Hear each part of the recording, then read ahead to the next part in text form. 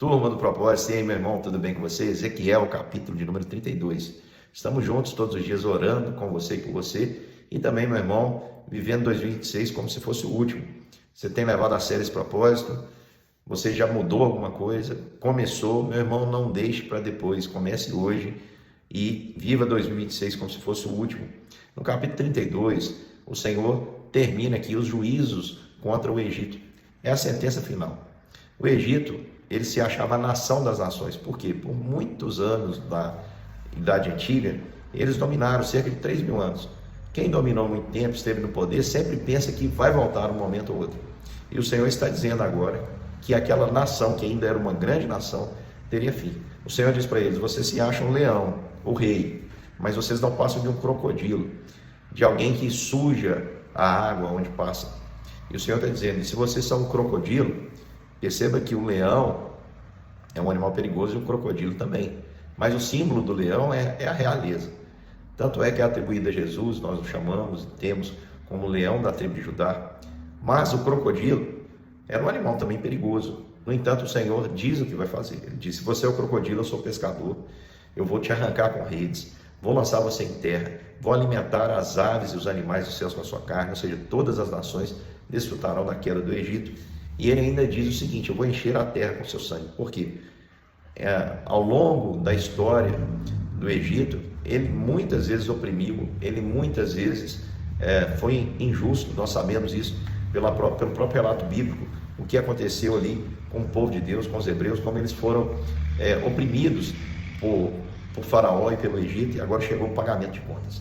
A glória, a luz que o Egito teve seria totalmente apagada, como diz o versículo 7, o Senhor promete: quando eu apagar, cobrirei os céus, escurecerei suas estrelas, cobrirei o sol com uma nuvem, a lua não dará o seu resplendor. O Senhor está dizendo: aquela glória, aquela luz acabou, e o motivo disso seria a espada de Nabucodonosor.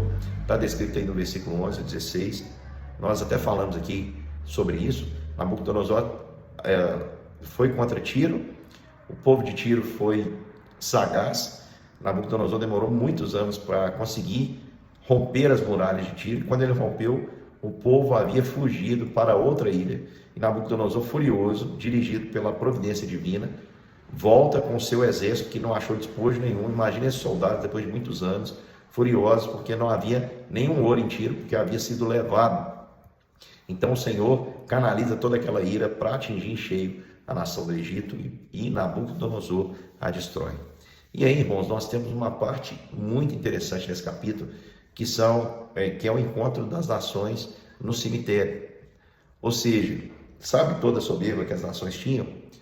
Pois é, agora, meu irmão, a morte está nivelando. Não há espaço para soberba na morte. Todos terão o mesmo destino. Interessante é que Ezequiel vai usar o termo circuncisos para dizer que eram povos que não tinham uma aliança com Deus, e o fim deles é esse. Então há uma recepção das nações que já haviam caído para com o Egito. Diz assim, que a Assíria, o império dominante, estava lá. Olha aí, ali está a Síria com toda a sua multidão.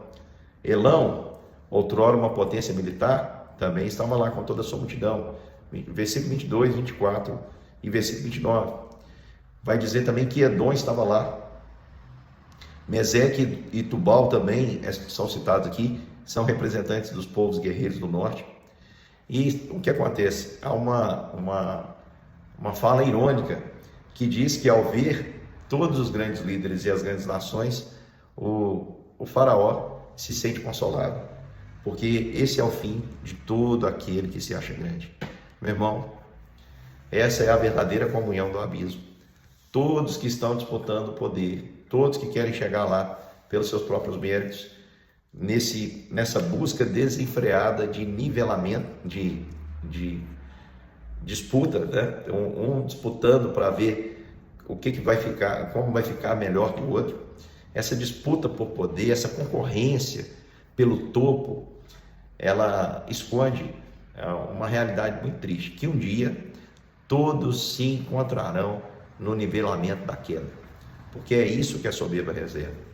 A soberba precede a queda, a soberba, a autossuficiência, o orgulho, a luta constante e o pensamento constante de que eu sou merecedor, que eu mereço.